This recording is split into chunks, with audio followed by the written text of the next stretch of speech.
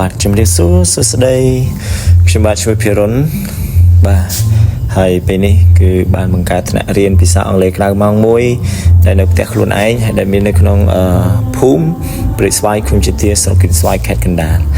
គុំនោះដែលយើងបង្កើតសាលារៀននេះយើងមិនមែនជាសាលាប៉ុន្តែយើងបង្រៀនថ្នាក់ក្រៅម៉ោងដើម្បីជួយសម្រួលដល់ក្មេងៗដែលគាត់ចេញពីសាលារដ្ឋគាត់ទៅនេម៉ោង5ដល់ម៉ោង6 6ដល់ម៉ោង7គាត់អាចមករៀនបានអញ្ចឹងយើងមានបង្កើតថ្នាក់ភាសាអង់គ្លេសគ្រប់កម្រិតទាំងអស់តាំងពីថ្នាក់ទាបរហូតទៅដល់ថ្នាក់ខ្ពស់អញ្ចឹងមានសិស្សតាំងពីថ្នាក់តូចចាប់ពីអាយុ3 4ដូចជា5ឆ្នាំឡើងឬក៏4ឆ្នាំឡើងរហូតទៅដល់ថ្នាក់វិទ្យាល័យដែលយើងទទួលបង្រៀនគាត់ហើយសម្រាប់ថ្នាក់នេះគឺពួកគាត់កំពុងប្រឡងប្រចាំខែអញ្ចឹងយើងជាទូទៅយើងប្រឡងប្រចាំខែគឺយើង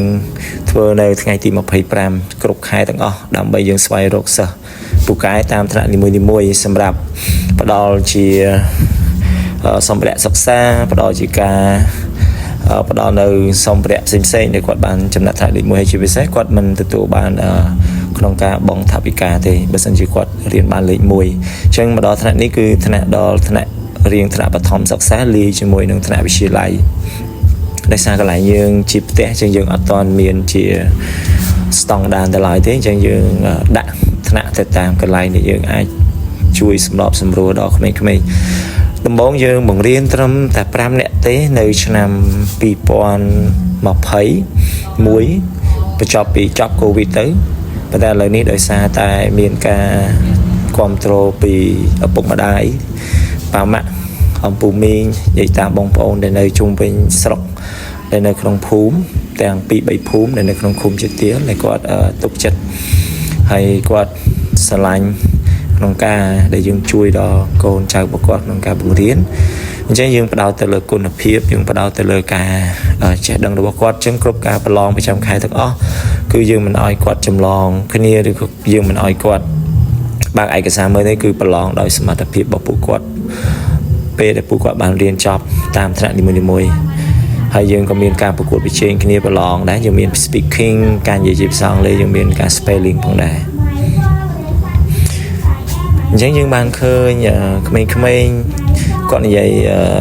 speaking នេះគឺយើងចង់ឲ្យគាត់បញ្ចេញនៅភាពក្លាហានរបស់គាត់ទី1គាត់ហ៊ានឈរនៅលើនៅខាងមុខមនុស្សជាច្រើនហើយបង្កើតនៅភាពក្លាហានមានចំណុចចិត្តលើខ្លួនឯងហើយជាពិសេសគាត់ក៏អាចនឹងរឹងប៉ឹងនៅថ្ងៃអនាគតនៅពេលដែលគាត់មានការងារល្អគាត់អាចខ្លាយជាអ្នកនិយាយឡើងនិយាយសាធារណៈអញ្ចឹងគាត់អាចមានបទពិសោធន៍តាំងពីទូចទៅហើយអញ្ចឹងគាត់អត់ខ្លាចទេដំបូងគាត់អាចនឹងភ័យគាត់អាចនឹងអៀនគាត់អាចនឹងពិបាកក្នុងការនិយាយដោយសារគាត់ឈរហើយគាត់កាន់ microphone ទៀតហើយមានសិស្សជាច្រើនកំពុងតែមើលគាត់ហើយនឹងស្ដាប់គាត់អញ្ចឹងគាត់អាចនឹងមានការភ័យខ្លាចប៉ុន្តែយើងព្យាយាមជំរុញទឹកចិត្តឲ្យគាត់ក្លាហានតាំងពីតូចទៅព្រោះគាត់គឺជាយុវជនជំនាន់ក្រោយដែលអាចជួយដល់សហគមន៍របស់គាត់ហើយនៅប្រទេសជាតិរបស់យើងហើយបន្ទាប់ពីទទួលបានលេខ1ប្រចាំខែយើងក៏ធ្វើការបានសរសើរជូនគាត់ហើយក៏មានសម្ភារៈតិចតួចតាមលទ្ធភាពដែលយើងអាចឲ្យគាត់បានអាចជាប៊ិចជាបន្ទាត់ជាលេខខ្មៅជាសម្ភារៈមួយចំនួនដែលយើងមានលទ្ធភាពដែលយើងអាចជួយគាត់ប៉ុន្តែវាមិនបានច្រើនទេហើយយើង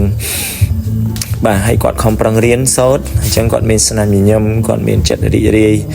ហើយសម្រាប់កូនសិស្សដែលគាត់មករៀនទីនេះភាគច្រើនសិស្សតអ្នកដែលស្រឡាញ់នៃការសិក្សាហើយគាត់ក៏មករៀនទីនេះអត់មានការបង្ខំពីឪពុកម្ដាយទេគឺគាត់មករៀនដំបូងគាត់អាចនឹងខ្លាចថ្ងៃទី1ដល់ពេលគាត់ស្គាល់ហើយគាត់ក៏ចូលចិត្តហើយគាត់តែងតែជំរុញឲ្យប៉ាម៉ាក់របស់គាត់ជូនគាត់មករៀនឬក៏ពេលខ្លះគាត់ជិះកង់មករៀនខ្លួនឯងអ្នកខ្លះគាត់ដើរទៅហើយអ្នកខ្លះក៏មកជាមួយនឹងបងប្អូនឬក៏អ្នកខ្លះក៏មកជាមួយនឹងមិត្តភ័ក្តិរបស់គាត់ផ្សេងទៀតផងដែរអញ្ចឹងយើងបានជួយដល់ក្មេងៗជាច្រើនសម្រាប់ការរៀននៅទីនេះហើយយើងឃើញស្នាមញញឹមរបស់គាត់ហើយយើងក៏បានបដោះបដាដល់យុវជនដែលគាត់រៀនបកែឲ្យគាត់ក្លាយទៅជាយុវជនអាចជួយបង្រៀនបន្តទៀតទៅដល់ក្មេងៗបន្តទៀតផងដែរហើយពេលដែលគាត់ចេញទៅវិញបាទគាត់សប្បាយរីករាយក្នុងការចូលរួមហើយក្នុងការបង្រៀនទីនេះអរគុណសម្រាប់អ្នកដែលចូលរួមស្ដាប់ជូនពរទាំងអស់គ្នា